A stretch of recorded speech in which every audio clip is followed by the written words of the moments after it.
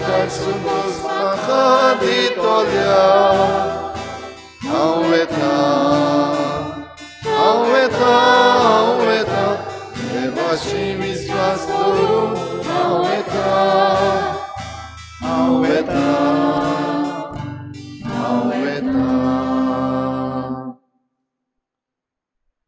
सगळ्यांक तुमकां देव बरो दिसत्यो आनी मागीर मोगाचो येवकार तुमकां आयचे मिसाचे भेटेन आयची मिसाची भेट आमी भेटयता सोंपून गेल्ली नातालिया मार्टिना कोरिया तेच्या म्हयन्याचो उगडास करून देवान तिका सर्गीचें सूख फावो करूंक हे भेटेन मागुया आनी तिच्या दुखेस्त गोरब्याक फावो ती बुजवण दी म्हूण मागुया. दुसरें तेसा आमी भेटयता सोंपून गेल्ल्या मानुएल कुतिनो आनी मारिया फ्रांसिस्का मिनेझीस हांच्या आत्म्या पासत देवान तांकां सर्गीचें सूख फावो करूंक मागुया. आमच्या मागण्यांत दवरुया. आंजेला बारेटो आयज आपलो जल्माचो दीस मनयता आनी सगळींची कोण आपलो जल्माचो दीस आयज मनयतात तांचेर देवाचो आशिर्वाद मागुया. आयज बागून मॅक्सिमिलियन कोल्बे हाची परब मनयता आसतना सगळे जे कोण बणकोणींत आसात जेलींनी आसात तांचे पासत मागुया. 1400 प्रिजन्स आमच्या भारत देशांत आसात. ह्या वेगवेगळ्या बणकोणींनी आसलेल्या सगळ्यां पासत जे प्रिजनर्स आसात तशेंच तांची काळजी घेवंक तांकां राखूंक जे गार्ड्स आसात पुलीस आसात तशेंच प्रिजन मिनिस्ट्री आसा तांचे सगळ्यां पासत मागुया. बापाचे आनी पुताचे आनी पवित्र आत्म्याचे नांवी आमेन. आमच्या सोम्या जेजू क्रिस्ताची कृपा बापाचो मोग आनी पवित्र आत्म्याचो एकवट तुमचे सवे आसूं. भाव भयणीनो मनशां आमी आनी मनशां कशीं सगळीं आमी चूक करता आनी चूक करता तेन्ना आमी एकामेकाच्यो चुकी ओळखूंक आनी तशेंच एकामेकाच्यो चुकी सुदारूंक आमी एकामेकाक आदार करूंक आमकां खेरीत उलो जेजू मारता. जायते फावटी आमी चुकी केल्यात पूण आमच्यो चुकी मानून घेनासतना आमी फकत दुसऱ्यांच्योय चुकी जायते फावटी घोडे बोटां दाखयल्यात. आमचेर चुकलेल्यांक आमी बोगसूंक फाटीं सरल्या पूण आमकांच जायते फावटी आमी बोगसणें मागलां. देवाचे काकलुतीक सगळीं उलो मारून म्हणुया हांव पातकी सर्वविदार देवा आनी तुमकां भाव भयणीनो म्हजो ज्ञाव चारून सांगता मनान चिंतून तोंडान सारून वायटा धरून बरें सोडून हांवें जायतीं पातकां केल्या. म्हजो अपराध म्हजो बोड अपराध ह्या पासत बागेवन सदांच आंकवार मारी सगळ्या देवतांक आनी भक्तांक आनी तुमकां भाव भयणीनो म्हजे खातीर आमच्या सर्वेस्परा देवा लागीं विनंती करात म्हूण प्रार्थना मागता. सर्पद्वेदार देव आमची काकूत करूं आमची पातकां बोगसून आमकां सासणाच्या जिविताक पावूं. सोम्या काकूत कोर क्रिस्ता काकूत कोर सोम्या काकूत कोर. प्रार्थुया. देवा आमच्या बापा बागयोन मॅक्सिमिलियन मारियाक तुज्या यादनिकाक आनी रोग साक्षाक निश्कळूंक आंकवार मरीच्या मोगान तुवें भरलोय आनी ताचें काळीज तुवें पेल्याच्या मोगान आनी मनशांक जिखून घेवचे उर्बेन पेटयलें. आमकांय तुजे मोहिमे खातीर मेहनतीन मनशांची चाकरी करूंक आनी अशें मरोपर्यंत तुज्या पुता जेजू सारकीं जावंक ताचे विनवणेन फावो कर. आमच्या सोम्या तुज्या पुता जेजू क्रिस्ता वरवीं तो खरो देव तुजे सवें पवित्र आत्म्याच्या एकपणान जियेता आनी राजवट चलयता देवा सासणाच्या सासना. आमेन.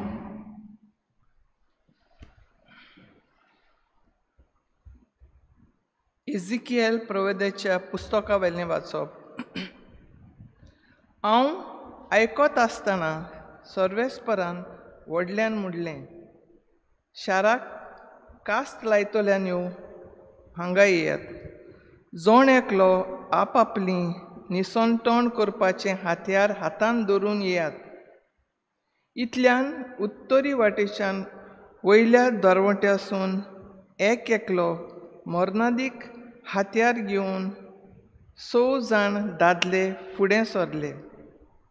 तांचे मदें सोण्णी लुगोत न्हेसलेलो एक मनीस आसलो आनी ताच्या बेंडाक बरोवपाची तेली आसली. ते भितर सरले आनी पितुळेचे वेदिशी थांबले. केरुबींचेर आसलें तें इस्रायेलाच्या देवाचें वैभव वयर सरलें आनी देव मंदिराच्या उंबऱ्यार रावलें.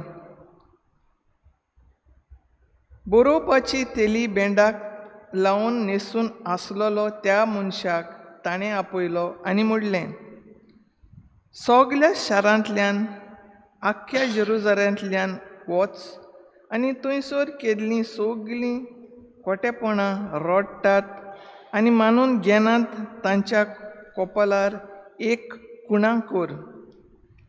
आनी ताणें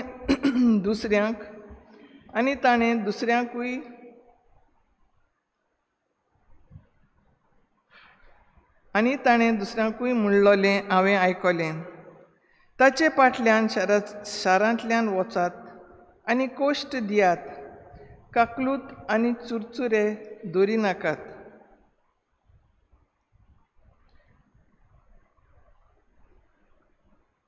पूण कपलार खुणां आसलोल्यांक हात लावन म्हणात, म्हज्या मंदिरांतान सुरू करात. म्हणटच देव मंदिराच्या फुडल्यान म्हातारे आसले तांकां जिवेशी मारूंक ताणें सुरू केलें. तेन्ना ताणें तांकां म्हणलें, देव मंदीर बोश्टायात, राजांगण मोड्यांनी बरात आनी फुडें वचात. ते भायर सरले आनी शारांतल्या मारामारी करीत गेले.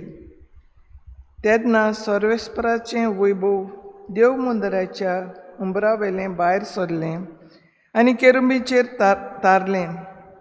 आनी केरुबींनी आपले पाकोटे फुलयले आनी म्हज्या दोळ्यां मुखार ते जमनी वेले उडले आनी तांचे बरोबर चोकरांय गेलीं.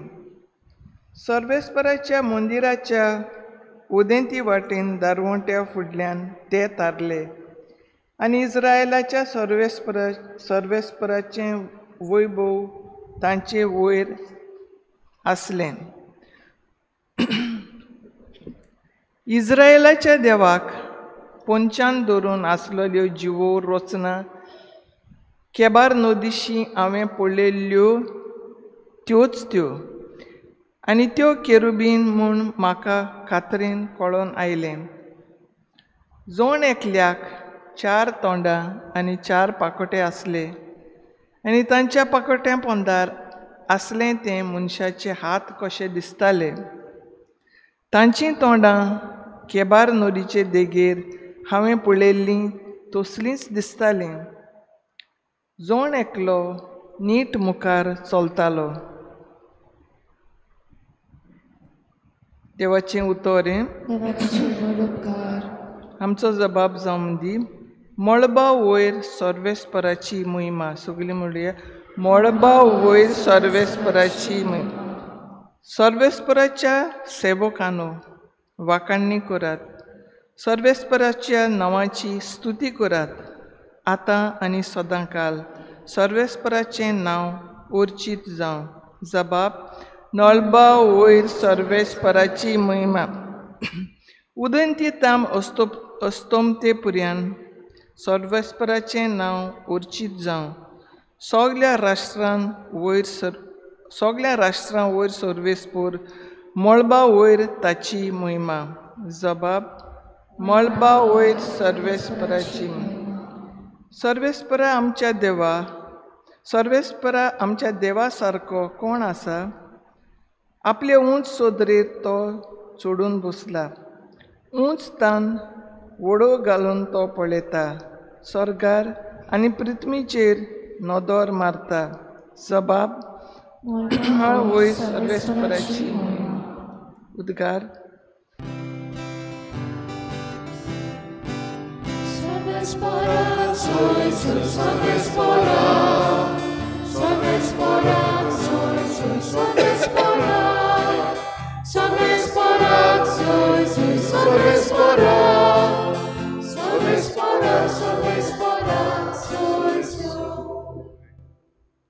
बाप आसलो जेजू सवें कुर्सार, आपले वेंगेंत परतून घेवच्याक संवसार.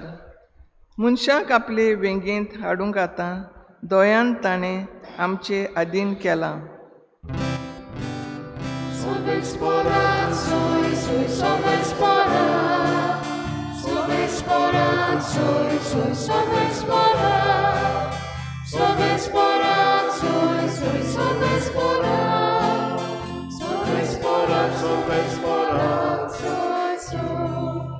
सर्वेस्पोर तुमचे सवे आसूं. मातेबा परमणे जेजू क्रिस्ताचें शुभ वर्तमान. जेजून आपल्या शिसांक म्हणलें, तुजो भाव तुजेर कसली एक चूक करीत जाल्यार वच आनी तुजे आनी ताचेच भितर ती ताच्या तोंडार सांग. तुजें तो आयकत जाल्यार तुज्या भावाक तुवें जोडून घेतलोय. तुका आयकोना जायत जाल्यार दोगां वो तेगां गोवायांच्या उतरार सगळें रुजू जावंक जाय देखून तुजे बरोबर आनीक एकल्याक वो दोगांक घेवन वच. पूण तांकांय आयकोना जायत जाल्यार सोबेक कडय. सोबेक आयकोना जायत जाल्यार तो ओन बाबार्थी वो दंड वसूलदार म्हूण समज. हांव तुमकां खरेंच सांगता, संवसारांत तुमी बांदशात तितलें देवूय स्वर्गार बांदून दवरतलो आनी संवसारांत तुमी सोडशात तितलें देवूय स्वर्गार सोडून दितलो. आनीक एक हांव तुमकां सांगता, तुमचे भितरलीं दोगां जाणां संवसारांत कसलीय वस्त मागूंक एक मनाची जायत जाल्यार स्वर्गार आसा तो म्हजो बाप ती तुमकां दितलो. कित्याक दोगां वो तेगां जाणां म्हज्या नांवान एकठांय जाल्लीं आसात थंय तांचे मदें हांव आसां.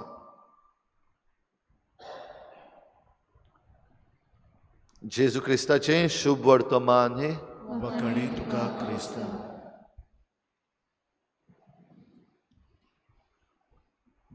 भाग्योन मॅक्सिमिलियन मारिया कोल्बे भाव भयणीनो, आयज ह्या याज्ञिकाची आनी रॉक साक्षाची परब आमी मनयता.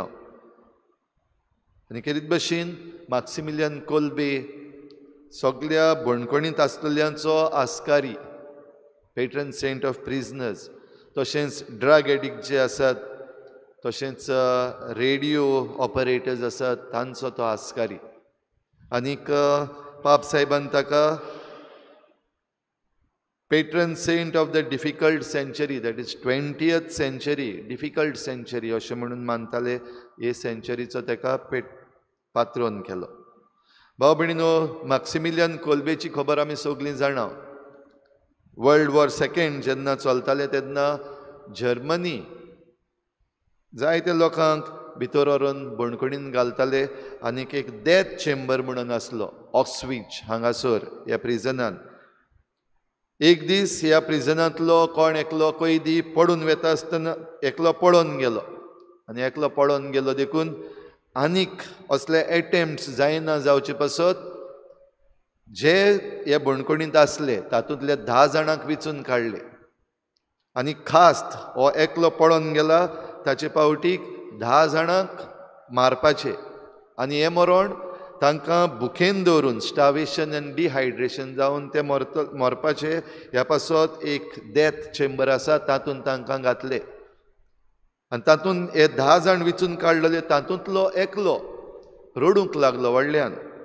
आपणाची फामील आसा, आपणाची बायल आसा अशें म्हणून म्हजी फामील, म्हजी बायल, म्हजी फामील, म्हजी बायल म्हणून तो जेन्ना रडटालो तेन्ना हो याज्ञीक जाकाय ह्या प्रिजनान घातलेलो तो उठलो आनी ताणें म्हणलें ताचे पावटीक म्हाका धाड, हांव येता आवट ऑफ द 10. आनीक ह्या मनशाक सोडलो आनीक मॅक्सिमिलियन कोल्बे ह्या याज्ञिकाक ह्या बणकणीन घातलो. 3 सुमाना जाता म्हणल्यार तातूंतले 6 जाण मेले, 4 जाण उरले. आनी भाव भयणीनो, जेन्ना हे बणकणींत आसलो तेन्ना तांचे बरोबर हे 10 जाण जे बणकणींत मरणाक तांकां उपाशी दवरलेले आनी डिहायड्रेशन जावन मरताले तेन्ना मॅक्सिमिलियन कोल्बे सगळ्या वेळार प्रिजन गार्ड जेन्ना येता तेन्ना तांकां उबो रावलेलो मेळटालो, नाजाल्यार दिमीर आसलेलो मेळटालो.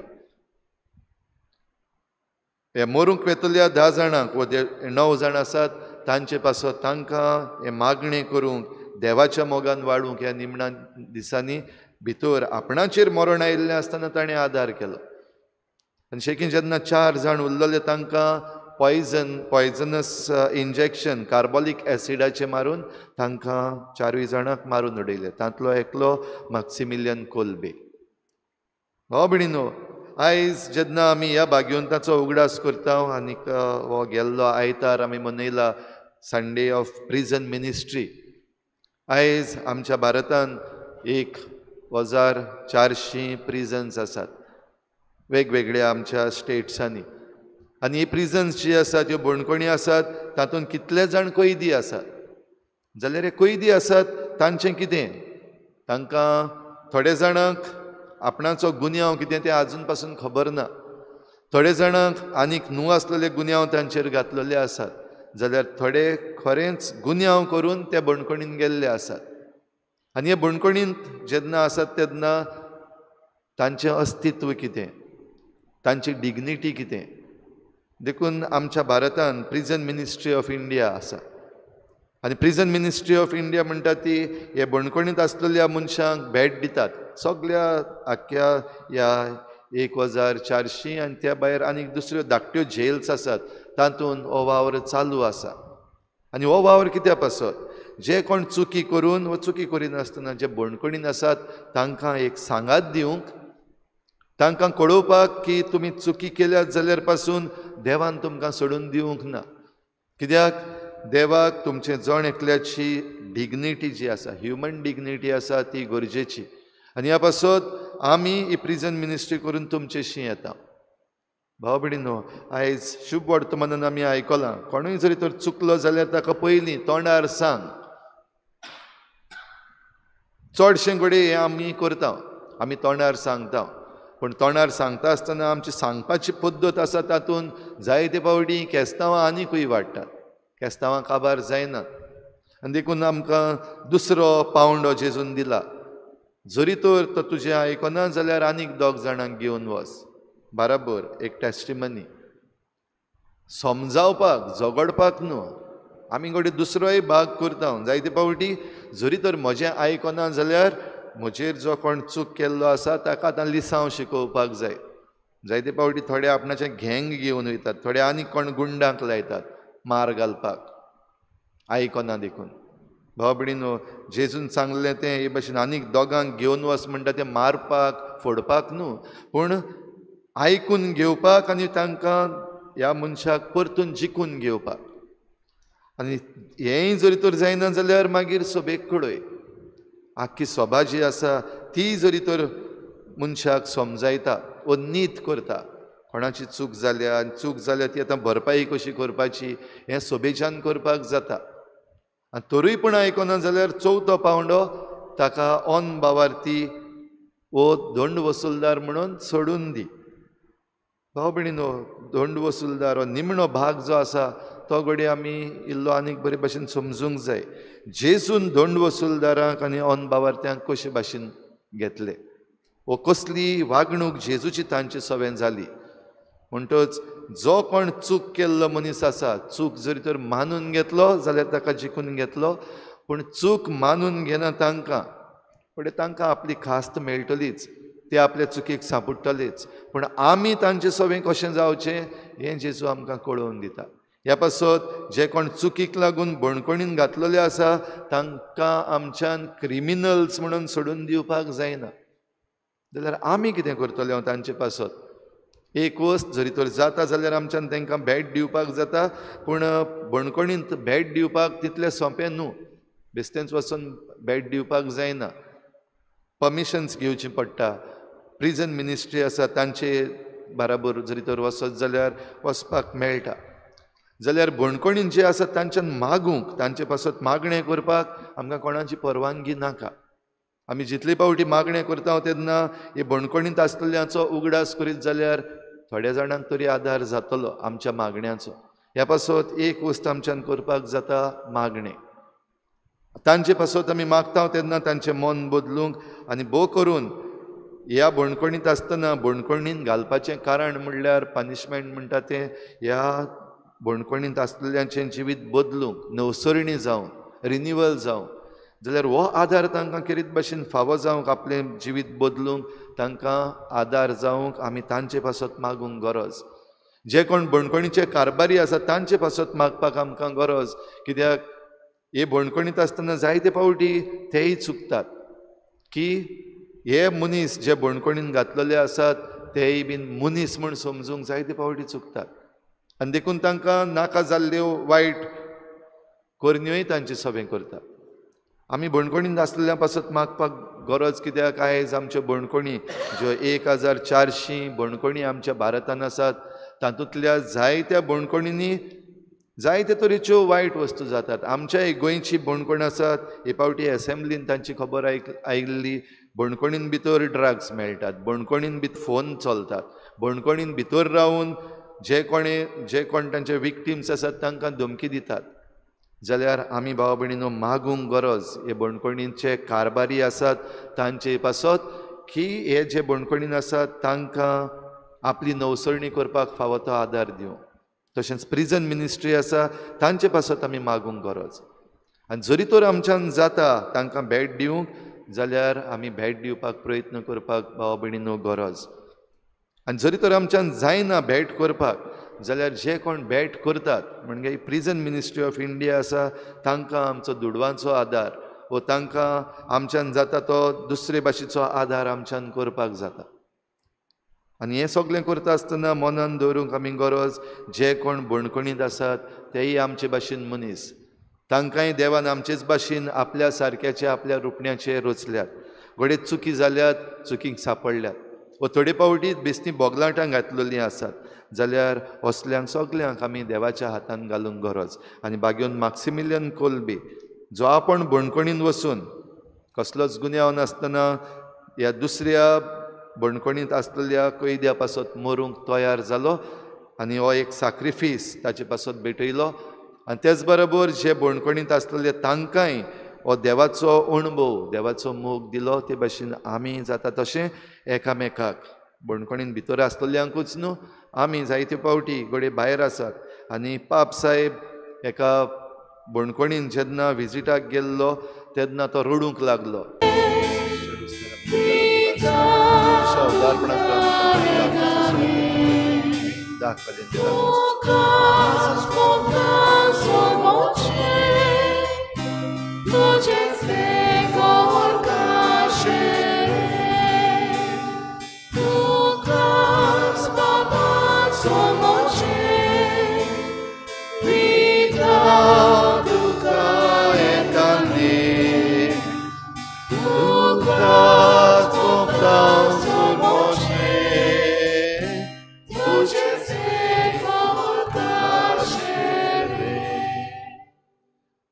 म्हज्या भाव भयणीनो म्हज्यान तुमचें बलिदान सर पदवीदार देवा बापाक मानता तसलें जावं म्हण मागात हे तुमच्या हातांतले बलिदान आपल्या मनाक आनी मोहिमेक आमच्या नक्की पुरी सभेच्या आगमात सर्वेस्वर मानून घेऊ बापा आमची देणी तुका भेटयतना खालतेपणी आमी मागता मॅक्सिमिलियन मारिया कोल्बेची देख घेवन आमच्याच जिविताचें समर्पण दिसपट्टी करूंक आमकां आदार दी तुज्या पुता जेजूचे नांवी आमेन सर्वेस्पर तुमचे सभे आसूं तुमचे सभे आसूं आमची काळजां उबारुया ती सर्वेस्परताय उबारता सर्वेस्पराक आमच्या देवाक दिनवासुया होय अशें आमी करूंक फावो सर्वेस्परा पवित्र बापा सर पदवीदारान सासनाच्या देवा सर्व काळयान सर्वताय आमी तुका दिनवासूंक फावो हो कायदो नितीचो आनी आमच्या फायद्याचो मॅक्सिमिलियन मारिया कोल्बे तुज्या रोग साक्षान जेजूच्या पावलांनी चलून आनी आपले रोगत वारोवन तुजी विचित्र पदवी दाखयली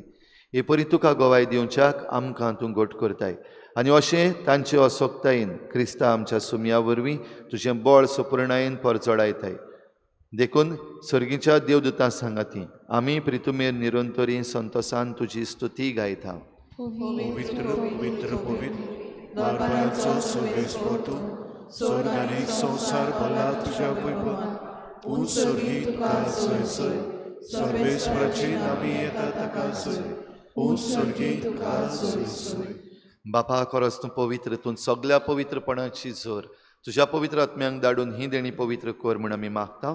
जावं ती आमकां आमच्या सोम्या जेजू क्रिस्ताची कूड आनी रगत.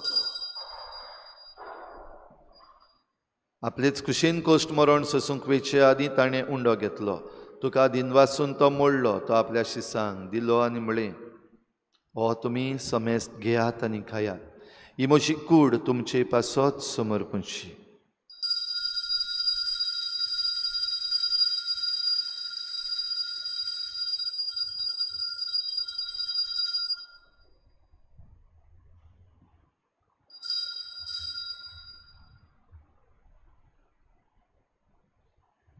तेच परी जेवण जातूच ताणें काल्स घेतली. तुका नव्यान दिन वाचलो. ती आपल्या शिसांक दिली आनी म्हळें, तुमी समेस्त घेयात आनी हातलें पियेयात. ही म्हज्या रोगताची काल्स, नव्या आनी सासणीक कराराचें हें रगत. पातकाचें बोगसणें मेळच्याक तुमचे पासत आनी समेस्त मनशां पासत तें वारोवतलें. हें म्हज्या उगडासाक करात.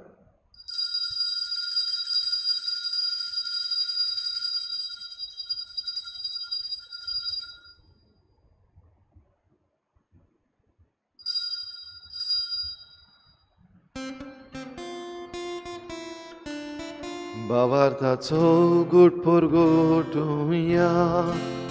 सुम्या जेजू आमी आमी एकाची पियेता.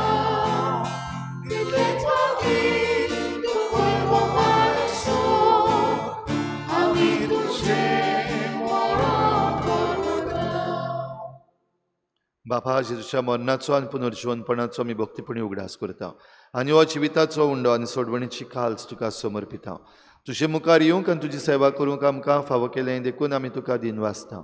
आनी जेजूची कूड आनी रगत शेवतल्या आमा समेस्तांक पवित्र आत्म्या वरवीं एकठांय कर म्हूण आमी नम्रतायेन मागता. सर्वेस्परा, आखे प्रितुमेचेर विस्तारलेले तुजे पवित्र सभेचो उगडास कर. आनी फ्रांसीस आमच्या बागयोन बापा, फिलिप नेरी आमच्या गोवळी बापा आनी सगळ्या याज्ञिकी वर्गा बरोबर तिका प्रिती मोगांत वाडय. पुनर्जीवनपणाचो बरवस धरून मेल्यान त्या सगळ्या आमच्या भावा भयणांची काकूत कर. तांकां तुजे इश्टागोतीन मेल्ल्या समेस्तांक तुजें परजळीत मुखामोळ पळोवंक फावो कर. आमा समेस्तांची हे बेटेक आयज हाजीर जाल्ल्या सगळ्या तुज्या भुरग्यांची दया कर म्हूण आमी मागता. आंकवार मरे देवाची माई सांगाती तिच्या पोती बागयोन जुजे, बागयोन धर्मदुतां, बागयोन जुजे वाज आनी बागयोन फ्रांसीस शावियर आनी सर्व काडी तुका मानवल्या त्या सगळ्या भक्तां बरोबर सासणाच्या सुखांत आमकां वांटो दी. तांचे सांगाता तुजी महिमा गावूंक आमकां फावो कर. जेजू क्रिस्ता तुज्या पुता वरवीं. त्याच जेजू वरवीं, त्याच जेजू सांगाता, त्याच जेजू थाय पवित्र आत्म्याच्या एकपणान सर पदवेदार बापा, सर्वंदन आनी वैभव तुका सासणाच्या सासना. आमीन.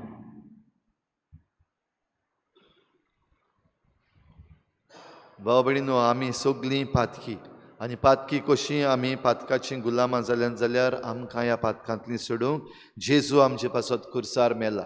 तर खेरीत भाशेन सगळ्या बणकुणींत आसलेल्या कैद्यांक जेजूच्या हातान घालून जेजून शिकयल्लें प्रार्थन बापाक उबारुया. आमच्या बापा सर्गेच्या, तुजें नांव पवित्र जावं, तुजें राज आमकां येवं, तुजी खुशी स्वर्गार जाता तशी संवसारांत जावं.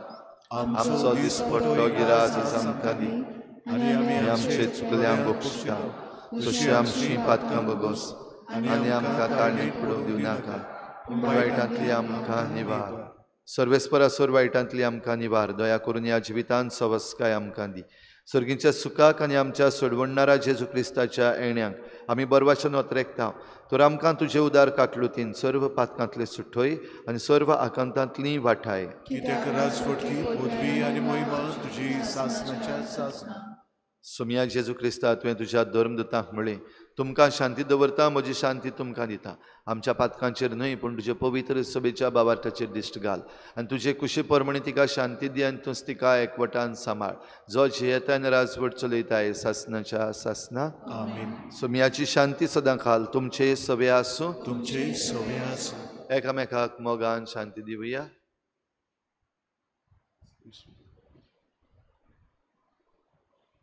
देवाचे शेळे संवसाराचे पाप काडटली आमची काकूट कर. देवाचे शेळे संवसाराचे पाप काडटली आमची काकूट कर. देवाचे शिळे संवसाराचे पाप कट्टेली आमकां शांती दी.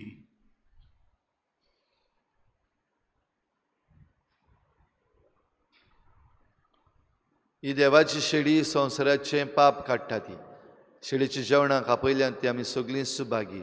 सुमयाक तुवें म्हज्या भितर येवचें म्हाका फावना, म्हज्या एकाच उतरान म्हाका भलायकी मेळटली.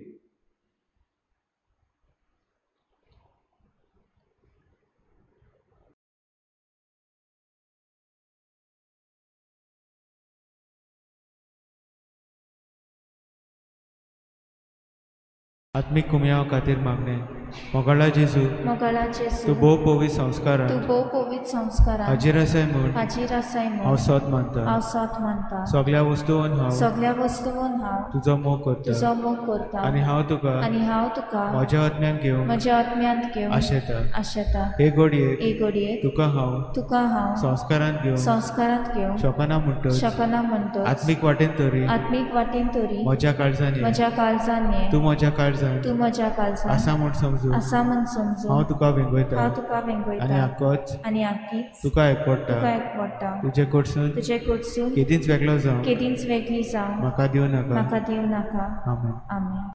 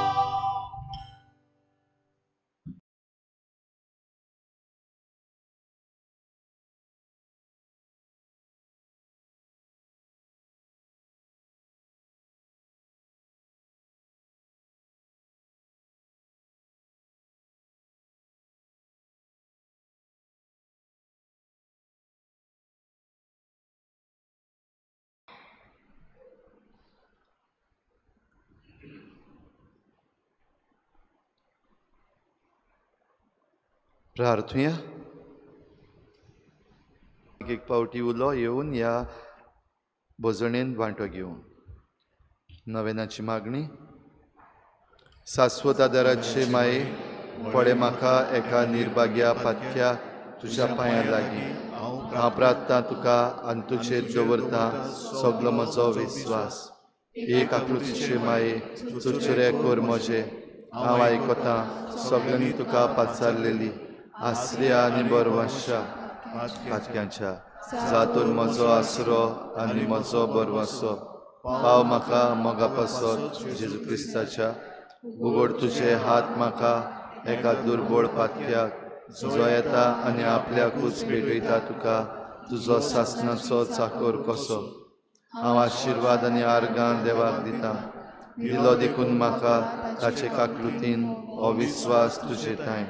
खात्री जशें हांव सत मानता म्हज्या सासणाच्या साल्वासांवांची पोटा जायते फावटी आदीं निर्भागी जावन पडलो कित्याक हांवें तुका उलो केलो ना. हांव जाणा तुजे मजतीन हांव चोयत वतलो.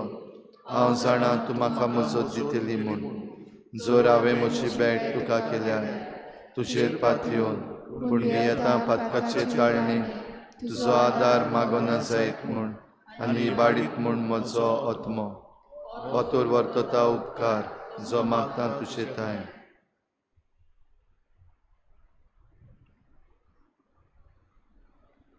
आनी हांव प्रार्थून मागता तुजे लागीं तुका दिसता त्या प्रमाणे कोण भाशेन आनी केन्ना म्हाका तो मेळून अदीक करून हेमकोंडाच्या चपकेच्या वेळार सदांच तुका उलो मारूंक आनी म्हणूंक तुका हे माये आदार म्हाका दी.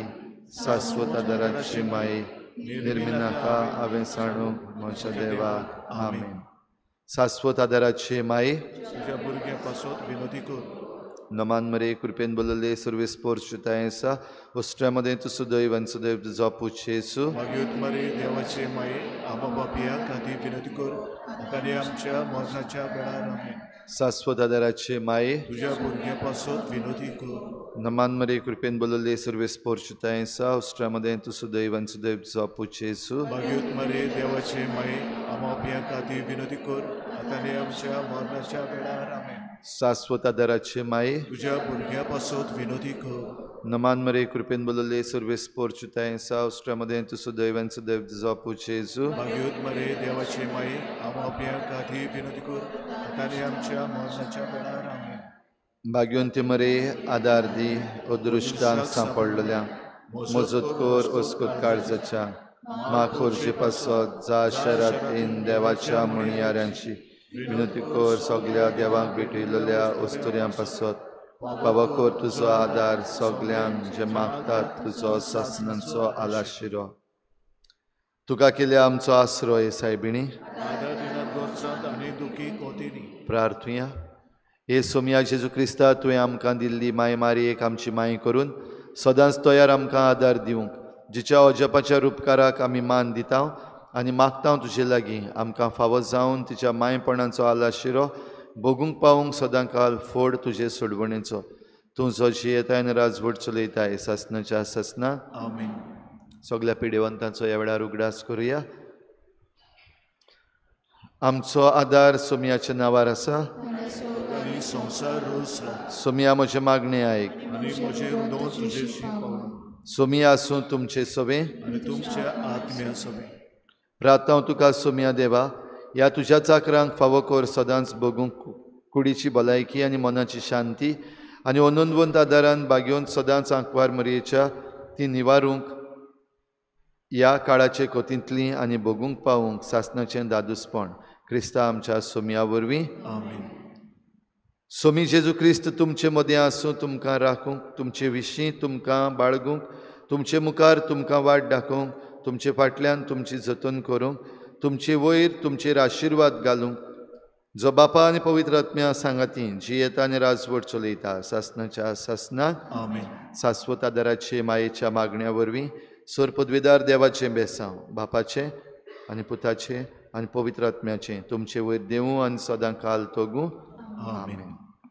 फाल्यां 15 ऑगस्ट आमचे सायबीण मायच्या स्वर्गावरणाची परब आनी आमच्या देशाची स्वतंत्रतायेचो दीस 2 मिसां जातलीं. पयलें मीस 6:30 वाजता आनी दुसरें मीस 8 वाजता. 8 वाजताचें मीस तरणाट्यांचें उक्तावणेचें मीस. सगल्या तरणाट्यांक केरीत भाशेन आमंत्रण ह्या मिसाक येवं. T23 page number 214 T23